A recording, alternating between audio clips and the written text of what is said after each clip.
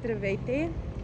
Днес реших да снимам едно спонтанно видео на тема, която мисля, че би била интересна на доста хора.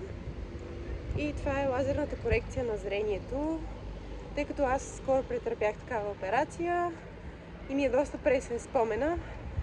Бих искала да ви разкажа и на вас, който иска да си направи, който се чуди колко струва, къде да си я направи. Ще ви споделя моя опит и се надявам да ви бъде интересно. Днес ще ви разкажа нещо, което мисля, че ще ви бъде интересно. Особено за хората, които имат проблем с зрението, като мен. Аз имах такъв от четвърти клас. Откриха ми диоптер, който беше сравнително нисък, но до ден днешен той се беше покачил до минус 4 диоптера. И аз през целия си съзнателен живот съм носила контактни лещи, тъй като спортувах активно тенис. За мен отпадна варианта да нося очила. Мислих, че ще ми пречат и така се принудих да свикна да нося лещи. За мен не беше никакъв проблем носенето на лещи и винаги съм живяла с това, че се събуждам, слагам си лещите, после си лягам, махам си лещите и така нататък. Може би някакъв дискомфорт и проблем усетих през последните години по време на пролетния период, на цъфтенето, когато ми се отключи някаква сенна хрема. Тя някакси беше концентрирана в дискомфорт в очите при мен. Нямах кихане, нямах кашляне, както повечето хора имат, но очите ми сърбяха много. Носенето на лещи допринасяше за дискомфорта. Като общо взето нямам навика да нося очила с диоптер, защото когато спортувам не ми е удобно, когато си лежа, примерно да гледам филм не ми е удобно. Бях свикнала с това да нося лещи, но в този период на сенна хрема, когато имах симптоми, просто това нямаше как да се случи и ми беше голям дискомфорт. Заради това и не само, може би от 2-3 години насам аз се замислям за това да се подложа на лазерна корекция на зрението. Дълго време проучвах къде, разпитвах хора, как е минало при тях, доволни ли са, съответно също така разучавах кой лазер ще е най-подходящ, от кой мога да се възстановя най-бързо и няма да ми се налага да лежа или да бъда откъсната от ежедневните си дейности. Съответно, стигнах до заключението, че медицината много е напреднала и че вече съществува такъв лазер след проучването ми, който ще бъде най-добрия за мен. И това е лазера Arelix Smile, така се казва. Това е изключително модерен лазер. Той е най-неинвазивен от другите съществуващи, като също така възстановяването му е изключително бързо.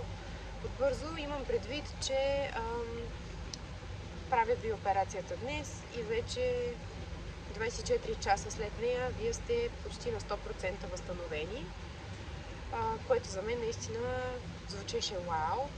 Даже не можех да повярвам как така ще ти махнат диоптера и на следващия ден вече ще виждаш на 100% със собствените си очи, без чужда намеса. Но ето, че това нещо съществува вече.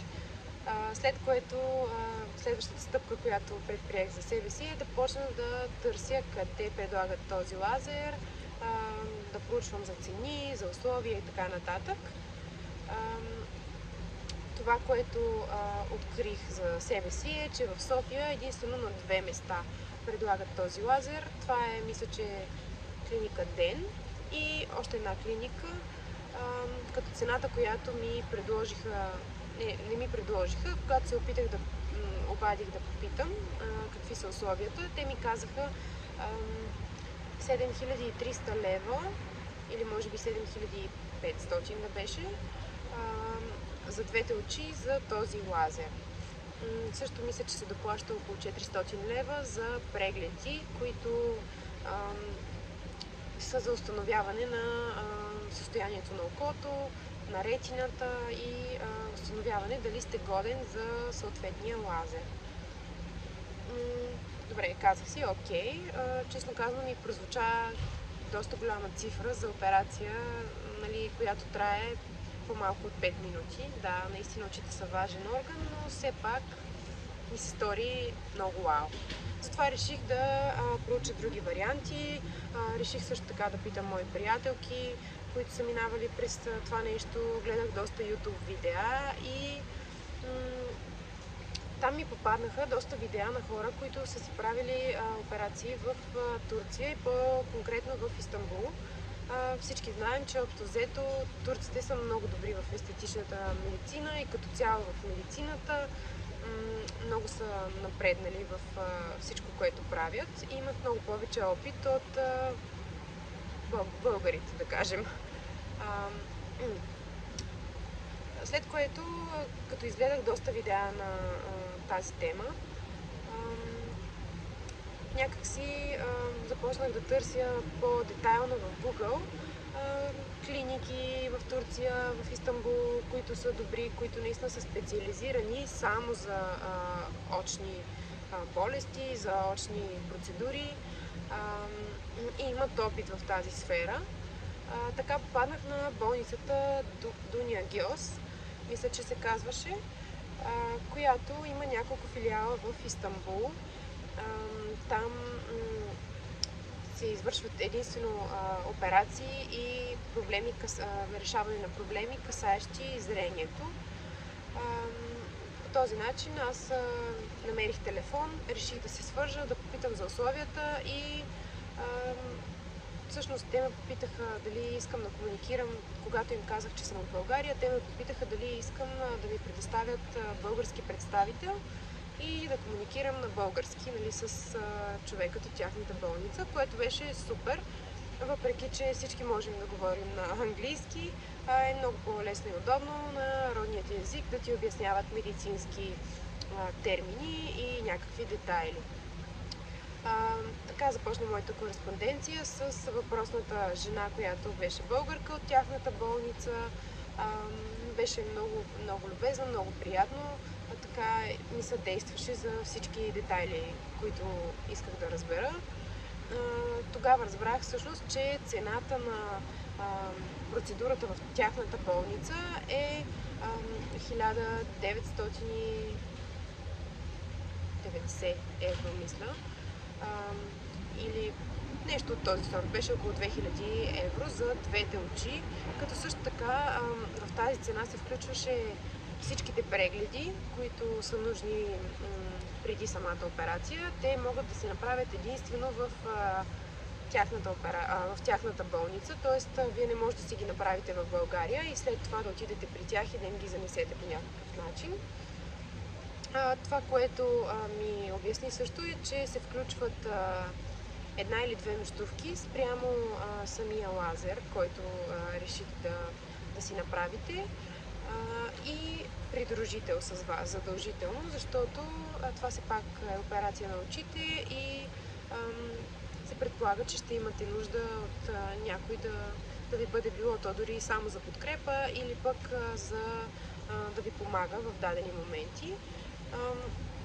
Защото след операцията, това, което аз бях видяла, е, че дори да можете да се върнете към нормалния си начин на живот, вие трябва да носите поне кратък период от време тъмни очила и не трябва да гледате нали, да имате допир до светлина, не трябва да излизате, в зависимост от лазера, който преминете, различен период от време.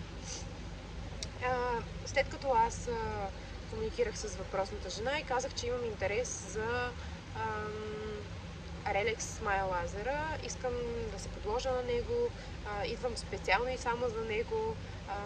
Нали, дори не ме интересуваше информация за друг вид лазери, които са за корекция за зрението, защото този лазер, който ви споменах, Relex Smile, той дори е предвиден за високо активно спортуващи хора, професионалисти и е най-неинвазивен.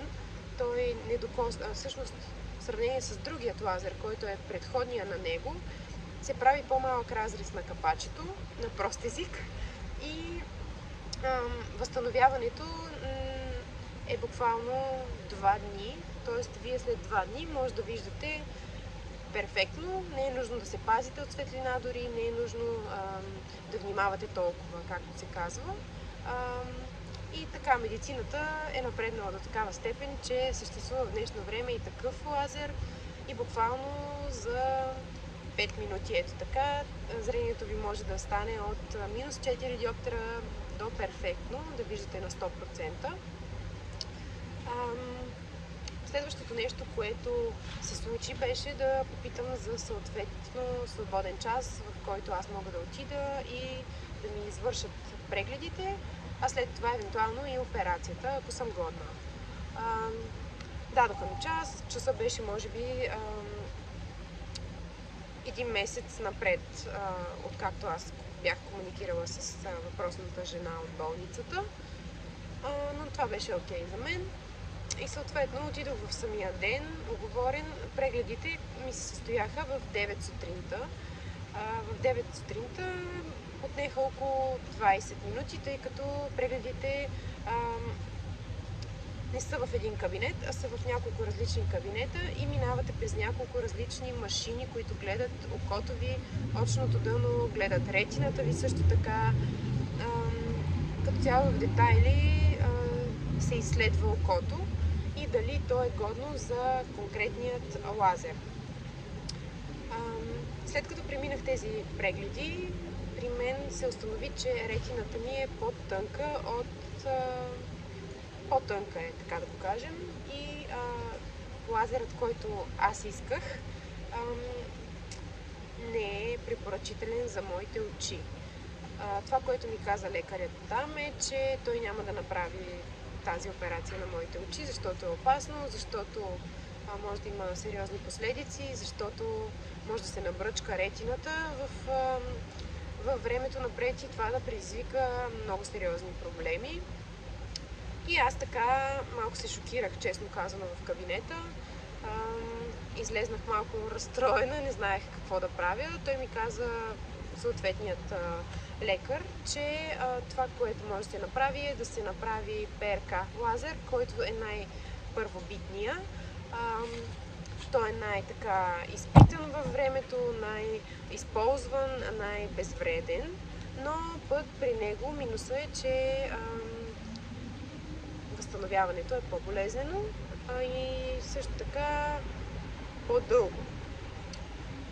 Така, след което аз излезнах от кабинета и започнах да ровя в интернет, започнах да се чудя какво да правя, да се подложа ли, да не се ли подложа. В същото време вътрешно много се бях пренавила, че отивам там за да си реша един проблем. Отивам там съответно и се връщам с перфектно зрение и си казах, колко пък да е зле, няма да е толкова зле, ще се подложа на този ПРК лазер.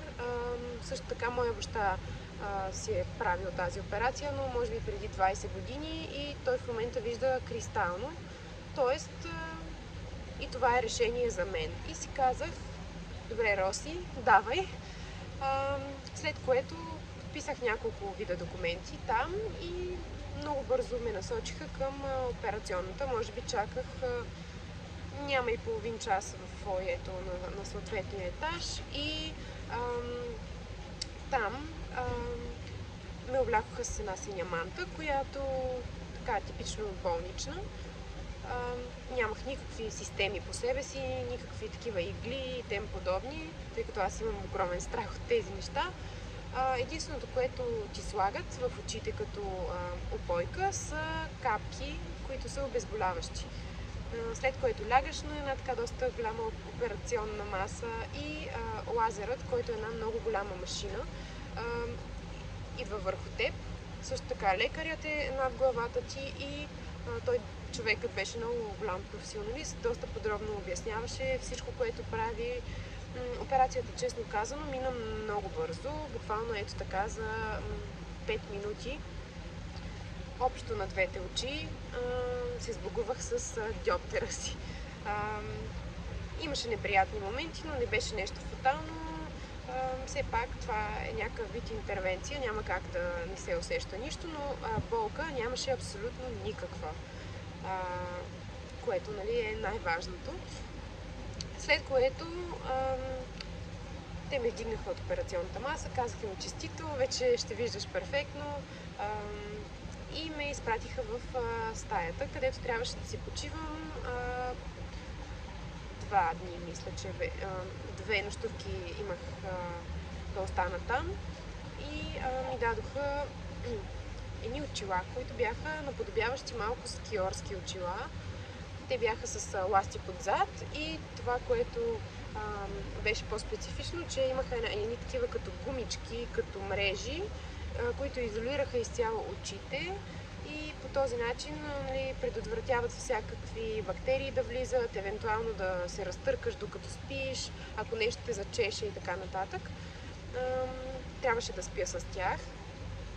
И аз се прибрах в стаята, донесоха ми храна. Тази болница, просто обслужването беше наистина страхотно.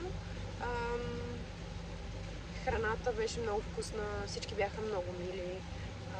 Стаите бяха страхотни, буквално като на хотел.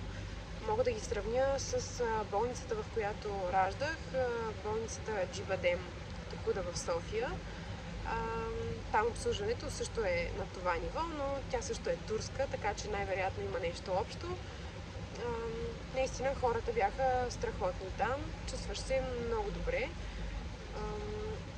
Единственото, което при мен не се случи както очаквах, до тук всичко беше перфектно, беше болката и възстановяването. Може би 3 часа след самата операция тя започна реално да се усеща. Какво се усещаше? Както ви казах, след операцията те ти слагат едни капки, които буквално те обезболяват доста стабилно, и дори можеш да виждаш на 60% горе-долу, почти перфектно. Единственото, което трябва да спазваш, е да си почиваш, нали, да не излизаш и да не обикаляш напред-назад, да не товариш очите си. Но след 3-я час тези капки нещо взеха да ме отпускат. И както си стоях така спокойна и си казах: о, чудесно, ето, ако е така, много бързо, нали, ще се възстановя. Ако бъде така и през следващите дни, чудесно, нали, бях много позитивна до този момент. След като капките ме отпуснаха, започнаха едни много стабилни сълзи от очите, сълзене. Също така съпроводено от това да ми тече и носа. Течеше ми носа, течаха ми и очите, и започнаха много силни бодежи. Представете си го така, сякаш имате стъкла в очите. Аз стоях през цялото време с затворени очи и с тези тъмни очила, които ви споменах. И съответно, въпреки това изпитвах огромен дискомфорт. Капки обезболяващи там не даваха. Единственото, което ми дадоха, беше нещо от сорта на парацетамол, което не помогна по никакъв начин. След операцията въпросната жена, която е българка в тяхната болница, дойде с един лист, и на този лист беше описано подробно какви инструкции трябва да спазвам и как да се грижа за очите си в следващите няколко месеца. Там бяха написани лекарствата, които трябва да приемам, капките, които трябва да си слагам. Това също така, че не трябва да нося грим. Мисля, че 3 или 4 седмици не трябва да нося грим, за да не попадне нещо и да се инфектира окото. Да се грижа за тях по нормалния начин, но да не ги търкам и да не се излагам много на слънце. Съответно, това не беше нещо фатално. Очаквах, че по този начин ще се грижа за очите си след операцията, и когато започнаха тези силни болки, аз си казах: добре, ще ги изтърпя, нали, не е нещо фатално, но те започнаха да се засилват и засилват. Тоест дискомфорта ставаше наистина, не можеше да се търпи. Като това го казва човек, който е раждал секцио, нали, малко или много Там също има болки, но тези болки, които преживях след лазерната операция, бих им дала оценка 9 от 10, а секцията някъде бих го сложила на 5-6. Като дискомфорт и като болка, защото очите са един такъв орган, който наистина е много деликатен и буквално не се търпеше. Не можех, дори първата вечер не бях спала, цяла вечер не бях мигнала заради този дискомфорт. При всяко затваряне на окото, и не само затваряне, като цяло, дори да е затворено, при всяко мърдане на очната ябълка изпитвах адски болки. Подболки, както ви споменах, мога да го приравня на това да имаш стъкалца или много пясък в очите и бодежите наистина са много силни. Буквално имах чувство, че ме удря в мозъка и бях много отчаяна. Чак в един момент дори съжалявах, че съм си направила тая процедура. Почнах да плача и да си казвам, нали, защо си го причини това нещо, толкова много боли и така нататък. Малко прекъсване. След като започнах да се самосъжалявам, аз реших, че трябва да направя нещо и да отида да искам обезболяващи. Беше вече, може би, бяха минали 24 часа след операцията. Аз цялата вечер не бях спала, както ви споменах. И започнах да търся сестрата и да искам нещо, за да ми помогне. Обаче не получих зелена светлина. Там ми казаха, че това е съвсем нормално. Целият този дискомфорт идва от въпросната леща, която се поставя в окото след операцията. Съответно, когато ви мине лазера и ви изчисти диоптера,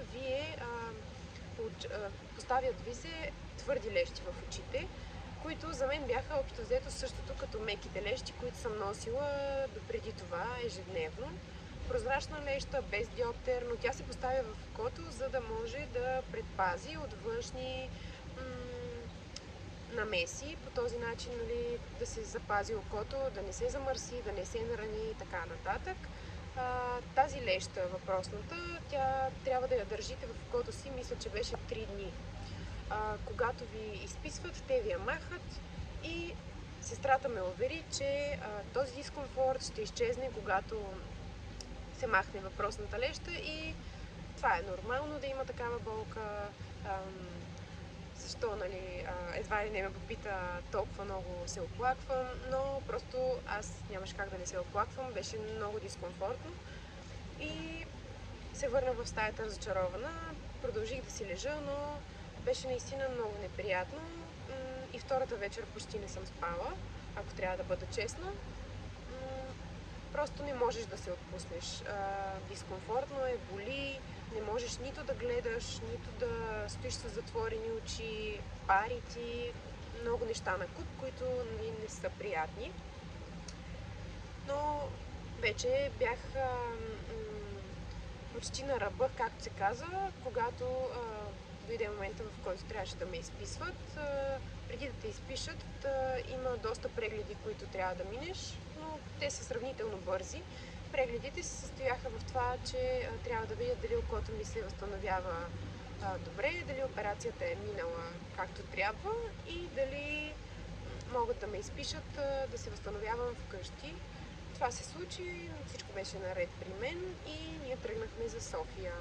Като пътувайки, въпреки че стоях на задната седалка с затъмнени стъкла, аз през цялото време бях с слънчеви очила и върху тях носих тези въпросните очила от болницата, които ми бяха дали.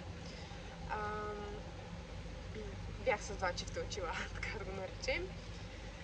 И имаше моменти дори, докато пътувахме, когато се завивах с свичър или с блуза, за да мога да се изолирам изцяло светлината, да не ми е дискомфортно и очите ми да си почиват. И така, общото върнахме се в София, започнах горе-долу, лека по лека да се оправям. Очите ми започнаха да се успокояват, но не изцяло. Да кажем, че почти до 5-тия ден аз имах дискомфорт, не толкова силен. Да, в болницата бяха прави, че когато си махнах лещата, нещата се подобриха, но не изцяло. Самото око и това как виждаш, бих го определила като горе-долу 70% можеш да виждаш надалеч. И това, което ми казаха в болницата е, че до 3 месеца се очаква моето зрение да бъде на 100%. Аз, честно казано, в момента не са минали 3 месеца, но виждам перфектно, дори толкова перфектно, че понякога ми се замайва главата от детайли, които виждам, защото преди не съм виждала изобщо добре, дори и с лещи. Предполагам, знаете, че когато се изписва даден диоптер, той не се изписва на 100% този, който ви е нужен, за да може окото да не привиква, за да може да не ви заболи главата. И да, аз съм носила лещи, които са били минус 3,75 диоптера, а всъщност се оказа при прегледите в болницата в Истанбул, че моят диоптер е минус 4,10 или нещо такова. И да, това, което мога да кажа като цяло за преживяването е, че за мен си заслужава напълно. Не съжалявам, че се подложих на този лазер, въпреки че не беше този, който очаквах.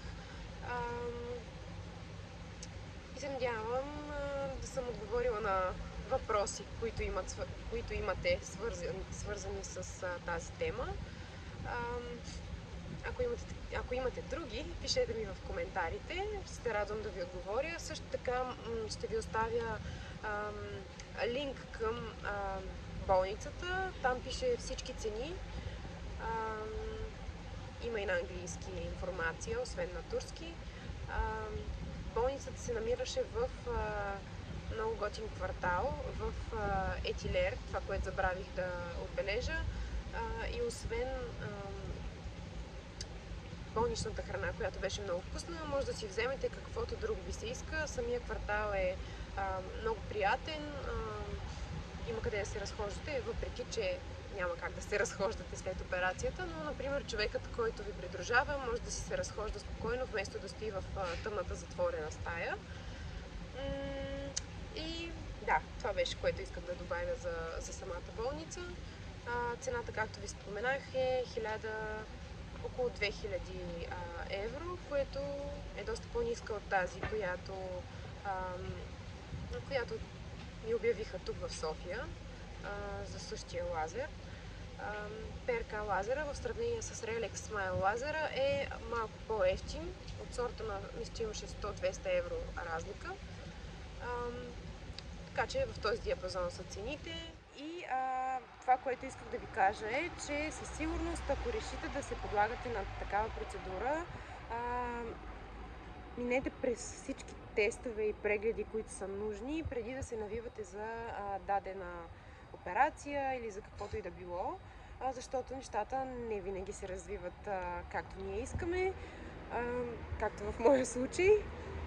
Но определено, ако трябва да върна времето назад, пак бих се подложила, пак бих изживяла болките, които са във възстановителния период, защото се заслужава, защото зрението е едно от най-важните неща в живота. Това да се събуждаш и да можеш да виждаш на 100% е просто невероятно. Не знам как да го опиша, само хората, които имат проблем с зрението, може би ще ме разберат колко е неприятно да не можеш да разчиташ на 100% на собствените си очи. Надявам се да съм отговорила на повечето ви въпроси. Ако имате други такива, може да ми ги пишете в коментари. Ако съм компетентна, ще ви отговоря. Също така ще ви оставя в описанието линкове към болницата, към телефонния номер също така на жената, която е българка и е представителка в тяхната болница и наистина е изключително любезна и съдейства прекрасно и на място, и по телефона. И това е от мен. Радвам се, че ме изгледахте. Надявам се да съм ви била полезна и до скоро!